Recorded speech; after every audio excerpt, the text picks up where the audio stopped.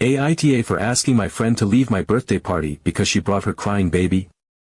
Next time she'll have to find a babysitter if she wants to come to our parties.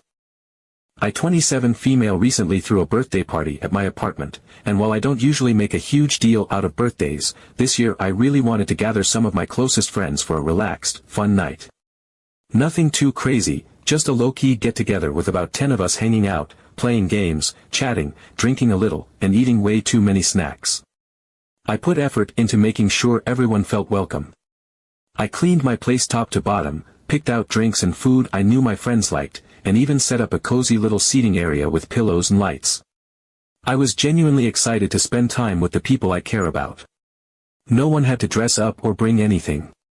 The whole vibe was just meant to be easy and fun. The evening started off great. People arrived, we poured drinks, caught up on life, laughed over some dumb meme someone brought up, and a friend even brought a game I had never played before, which got us all pretty into it. The energy was just right. Around 8:30 p.m., Sarah 28 female showed up. Now, I have known Sarah since college. She's a good friend, and I genuinely care about her. She became a mom last year and has a 7-month-old baby girl. I've seen her a few times since the baby was born, but always in more chill, daytime settings, brunches, walks, things like that. So when she showed up to my party, I was surprised to see that she had brought her baby with her. It wasn't like I had said, "No kids," on the invite, but it honestly hadn't even crossed my mind that anyone would bring a baby to what was clearly an adult hangout. The party wasn't wild, but it was evening, there was drinking, music playing, people getting a little loud while laughing or teasing each other over the game, and just general adult chaos. So when I saw Sarah walk in holding the baby in a carrier, my first reaction was confusion. I greeted her with a hug and said hi to the baby, of course, trying to stay welcoming, but I was also trying to figure out what this meant for the rest of the night. Almost immediately after she came in, the baby started crying. Not a little fussy whining either, this was full-on, high-pitched, inconsolable crying. I assumed it was just from the change in environment or being startled, so I didn't think much of it at first. Sarah looked flustered but tried to keep it together. She started bouncing the baby, whispering to her, walking around the living room to soothe her. But the crying didn't stop.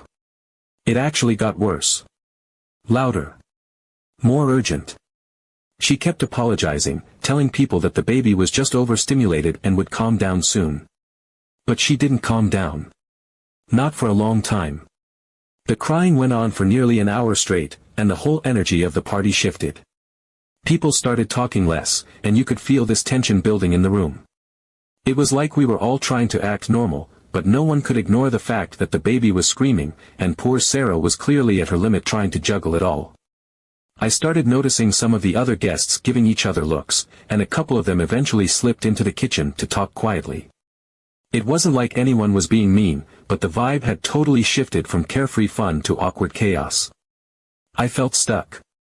I didn't want to be the bad guy, but this was my birthday, and it was my apartment. I had worked hard to make it a space where everyone could relax and have fun, and it was clear that wasn't happening. The baby's cries were echoing off the walls, the music had to be turned way down, and people had stopped playing the game. I kept waiting, hoping that the baby would fall asleep or that things would calm down, but when it had been over 45 minutes and nothing changed, I finally pulled Sarah aside. I tried to be gentle. I told her I understood that being a mom was incredibly hard, and I admired her for doing it all on her own tonight, but I also said that it was really difficult to keep the party going with how upset the baby was. I asked if she could maybe step into the guest room with her for a bit or even take a little break outside just to see if the fresh air might help. I wasn't trying to kick her out, I just needed the space to reset. She didn't take it well. Her face dropped, and she told me that I should be more understanding, that she couldn't leave her baby at home, and she was doing her best. She said she thought I, of all people, would get that moms deserve to have a life too, and that she had hoped she could still be part of things even with the baby. I tried to explain that I wasn't mad and that it wasn't about her being a mom, it was just that the crying had taken over the entire night and none of us were able to really connect or enjoy ourselves anymore. She didn't say much after that. She looked embarrassed and angry, and she packed up her things and left quietly while everyone else kind of avoided eye contact. The room stayed quiet for a while afterward. People eventually started chatting again, and the night recovered a little, but the whole situation lingered in the back of my mind. I kept replaying it and wondering if I could have handled it better. A few of my friends said they were relieved I said something because they didn't know how much longer they could take the crying, and one friend even said they were about to leave early because it was stressing them out so much. But another friend messaged me the next day and said she thought I was out of line.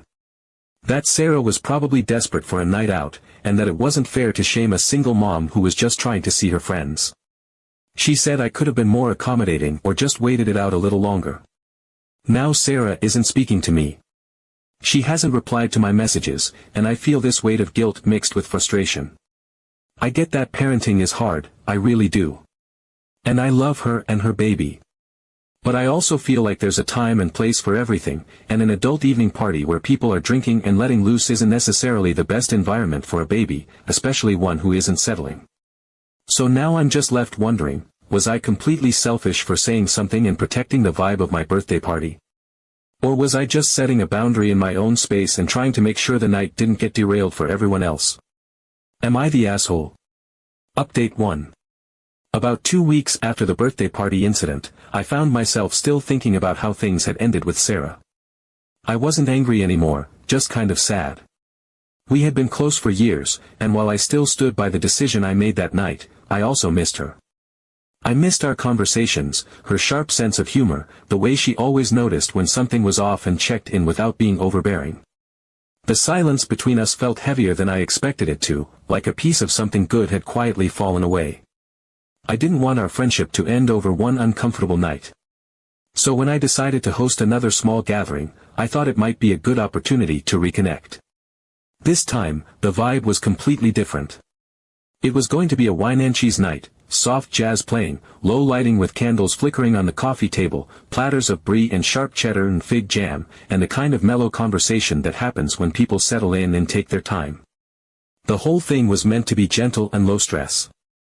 No games, no crowd, no big energy.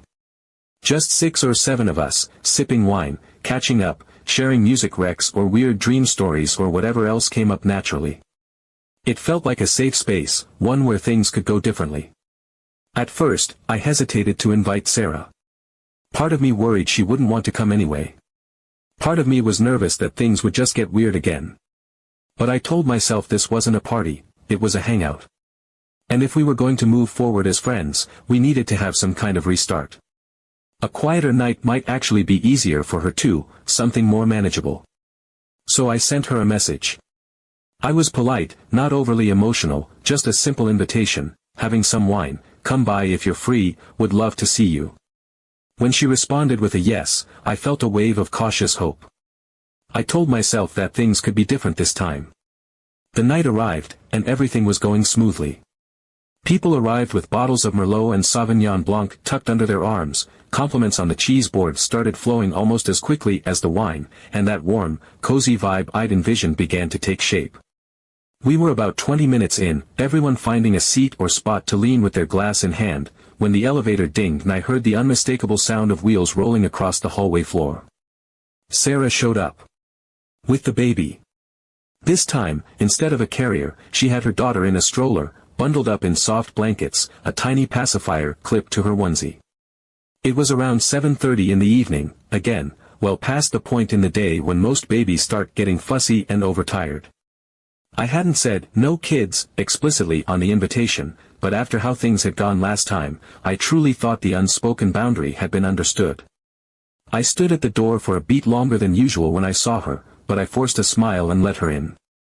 I didn't want to start the night off with tension. I told myself it was fine. Just one baby. Maybe things would be okay. The energy in the room shifted slightly the moment they entered. It was subtle, but I noticed it. People adjusted their posture, some gave small smiles in Sarah's direction, others just looked at their wine or each other. The music played on, and conversation continued, but I felt the shared awareness ripple through the room. Still, everyone tried. We made space for the stroller near the couch. Someone offered Sarah a glass of wine, which she declined, and she settled in like nothing was unusual. For the first 10 or 15 minutes, it was fine. The baby was quiet, just blinking up at the ceiling, and Sarah was chatting with a friend about a new book she had been trying to get through. I was in the kitchen replenishing crackers and olives when I heard it start, a soft whimper at first, that unmistakable sharpness creeping into the sound. I paused and listened. The baby fussed for a few seconds, then stopped. I exhaled. Then came the second wave. A longer cry, louder this time, followed by a hiccuping wail. Then it just escalated. It was exactly like last time. The baby was crying at full volume, red-faced and inconsolable within minutes. Sarah began her routine, rocking the stroller, making soft shushing noises, fiddling with the pacifier, trying to keep her calm. Nothing worked. The soft jazz music was completely overpowered, and conversation quickly faded as everyone tried to navigate the rising discomfort. People began whispering behind their wine glasses. One guest leaned toward another and I caught the words, "Not again," mouthed silently, followed by a quick look in my direction. A couple of my friends, who had been comfortably settled in the living room, slowly got up and moved to the balcony, plates in hand. Someone else began repouring drinks with an overly cheerful tone, like they were trying to fill the space with something other than the sound of a crying baby. It wasn't hostile. No one said anything cruel. But the atmosphere had shifted completely. It wasn't the relaxed, candlelit night I had planned. It was something else, tight, careful, uneasy. I froze. I wanted to do something, but I didn't have it in me this time. I didn't want to go through another emotional conversation. I didn't want to pull Sarah aside again and try to find the right words without making her feel judged. I didn't want to draw attention to the fact that everyone was pretending not to be frustrated. So I stayed quiet. I busied myself in the kitchen, stacking crackers, wiping down the counter unnecessarily, listening to the crying continue and the tension simmer. Eventually, Sarah seemed to get the hint. People had gradually migrated away from the living room, the space she and the baby occupied, and the conversation outside on the balcony was growing louder and more relaxed again, while inside the crying echoed against the walls. She stayed seated for a little while longer, eyes fixed on the baby, not looking at anyone. Then she slowly stood up, packed her things back into the diaper bag, adjusted the blanket around the stroller, and quietly said goodbye without looking directly at me. She left early again, eyes avoiding mine. Update 2. Fast forward a few more weeks. Life had settled into a quieter rhythm again. I hadn't seen or spoken to Sarah since the wine and cheese night, and while I still felt a twinge of guilt about how everything had played out, I also felt tired. The last 2 attempts to include her in low-key social gatherings had ended in that same pattern, her bringing the baby getting overwhelmed, the atmosphere unraveling, and Sarah leaving early, upset. It felt like walking through a minefield with no map. I missed my friend, but I didn't know how to be around her anymore, and I think most of us were quietly starting to feel the same. Then our mutual friend Emily decided to throw a spring-themed rooftop party. She had recently moved into a new apartment complex with a rooftop lounge area, and she was excited to break it in with a big gathering. The plan was casual but festive: string lights, floral-themed outfits, a cocktail station, and finger foods. The kind of event where you can hear music thumping through the floor and feel the breeze on your skin while holding a drink in one hand and a paper plate in the other. It was meant to be fun, grown-up, carefree. One of those rare nights where people actually look forward to being social again instead of mentally bracing for it. Emily created a group chat to start organizing. It was a mix of familiar faces, friends from college, co-workers she had grown close to, a couple of partners tagging along. She asked everyone to RSVP, tossed in a Pinterest mood board of pastel aesthetics and floral drinks, and it instantly felt like something to get excited about. The messages came in quickly, people asking what to bring, joking about who was most likely to spike the punch, sharing memes about rooftop party fashion fails. For the first time in a while, it felt like we were all syncing up on something light and happy. Then, Sarah replied. Her message was simple: "Can't wait, count me in."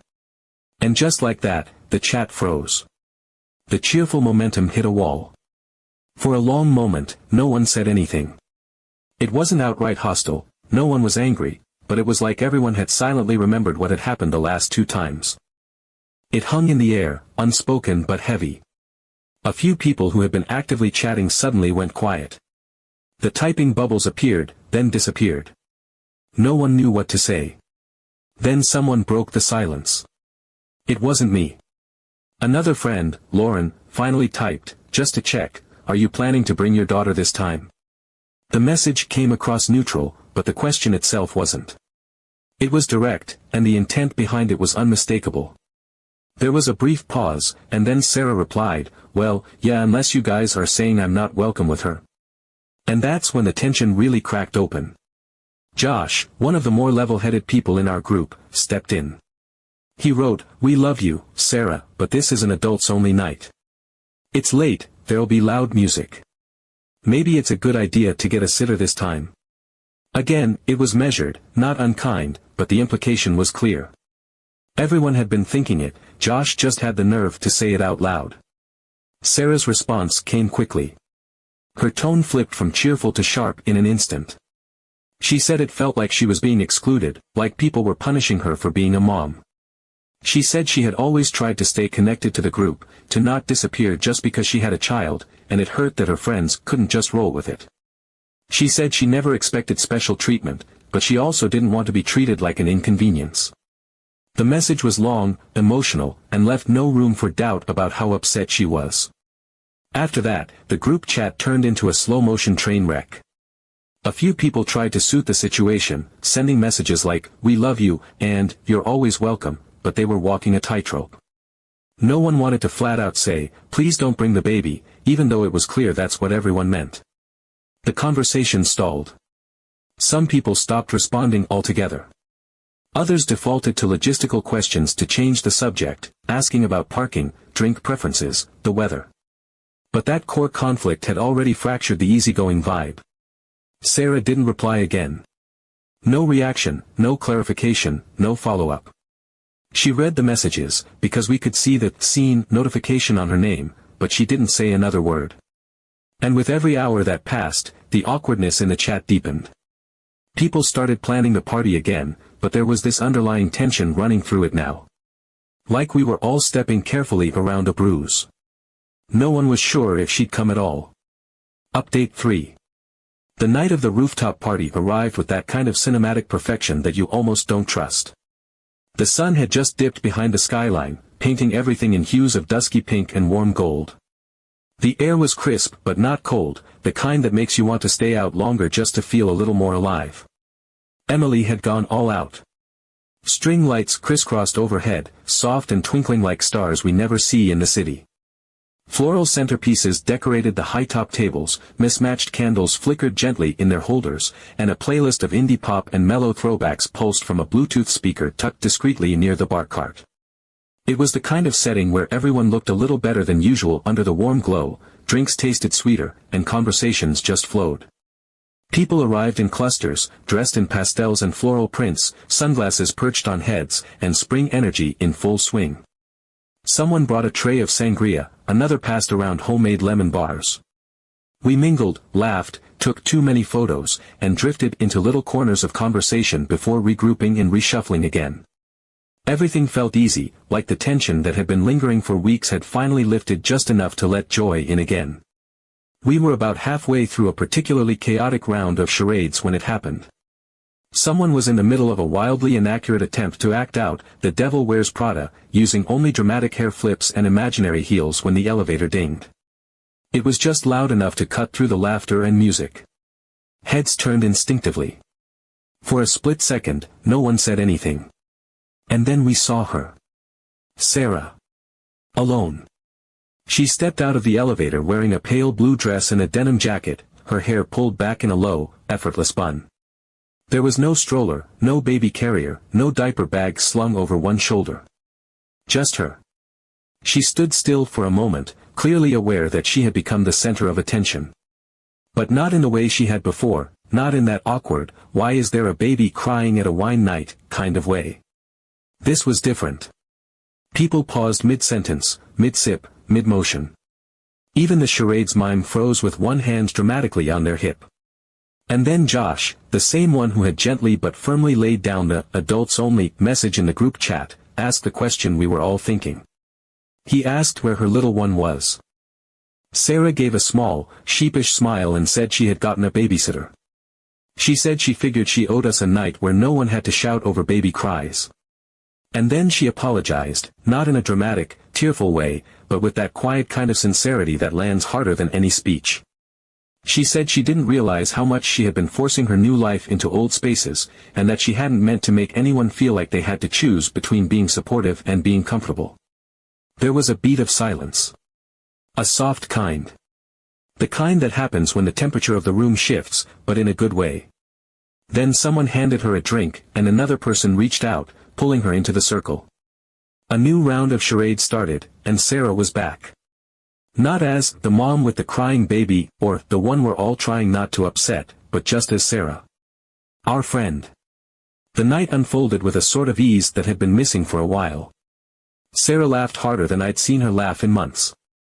She talked about a documentary she'd been obsessed with, debated over the correct ranking of 90s rom-coms, teased Josh for his tragically bad acting in charades, and helped someone hunt down a bottle opener that had mysteriously vanished. At one point, she and I stood near the railing, looking out over the city lights, and there was this unspoken peace between us. No need to revisit the past, no need to dissect everything that had gone wrong.